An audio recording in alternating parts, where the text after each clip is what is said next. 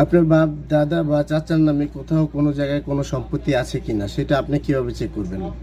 সেটা আপনি 1 মিনিটের ভিতরে চেক করে ফেলতে পারবেন। কিভাবে চেক করবেন চলুন আজকে দেখা দিচ্ছি আপনাদেরকে, খুব ইজিলি। প্রথমে চলে যাবেন গুগল ক্রোমে যে এখানে সার্চ করবেন প্রিয় টপিক ল্যান্ড, তারপর হচ্ছে Bangladesh land record online check property, এখানে ক্লিক করবেন। তারপরে হচ্ছে আপনি চলে যাবেন নিচে স্ক্রল করে নিচে চলে আসবেন, এখানে লেখা দেখবেন আপনার চেক ইউর প্রপার্টি ডিটেলস। তারপর আপনি এখানে ক্লিক করবেন। এখানে চলে যাওয়ার পরে সার্ভে খতিয়ান লেখাই আছে, এখানে সিলেক্ট করাই আছে। আপনি এখানে সিলেক্ট করবেন আমার যেমন হচ্ছে ঢাকা, আমার বিভাগ হচ্ছে ঢাকা বিভাগে ক্লিক করলাম।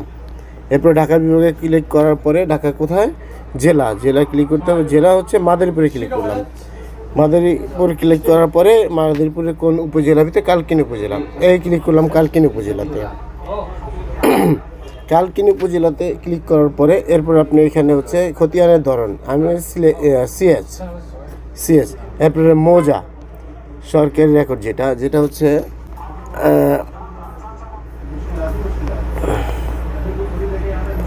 মজা হচ্ছে মসজিদ বাড়ি, পোয়ালি মাদুর গোপাল, রাজীব পাশিয়া, ট্যাঙ্গামারা, কৃষ্ণচূড়া, কাশিমপুর, মির্জাকান্দি, কালীনগর, ফাঁসিয়াতলা, কালকিনি।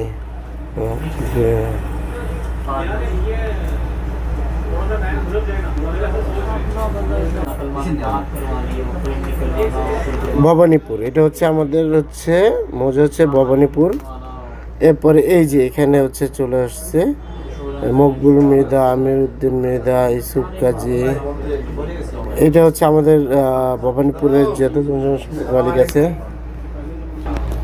এরপর আপনার এই যে ভবানীপুরের খতিয়ানের তালিকা যেটা, যেখানে যেভাবে খুঁজলে গোপাল মণ্ডল, মানিক মৃধা, মোজাই পালোয়ান, এই যে এটা চলে আসছে আমাদের এখানকার ঠিকানা। এখানে ক্লিক করলে আপনি এখান থেকে আরও দেখে নিতে পারবেন, যেখানে প্রিন্ট করতে পারবেন, অথবা বিস্তারিত দেখার জন্য আপনি এখানে ক্লিক করে আরও বিস্তারিতভাবে দেখতে পারবেন।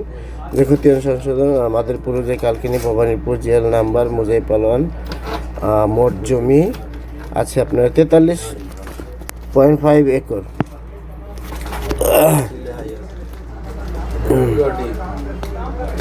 তো এভাবে আপনি আপনার পুরো ডিটেলস জেনে নিতে পারবেন যে আপনার বাপ দাদা অথবা চাচা কারো সম্পত্তি কোথাও আছে কি না।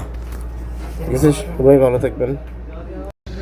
আপনার বাপ দাদা বা চাচার নামে কোথাও কোনো জায়গায় কোনো সম্পত্তি আছে কিনা সেটা আপনি কিভাবে চেক করবেন?